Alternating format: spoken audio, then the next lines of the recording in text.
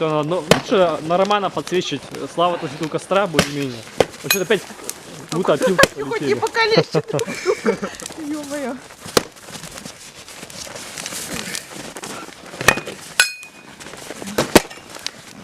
Замена щита. Опять? Ломай. Бекон с топором, конечно. Ну это покрепче все-таки. Маленько.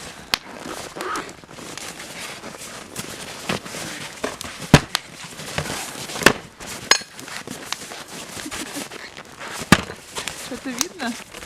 Угу.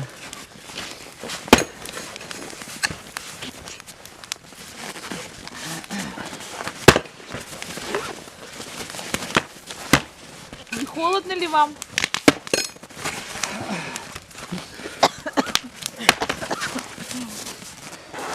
Славян бэкфист освоил, блин.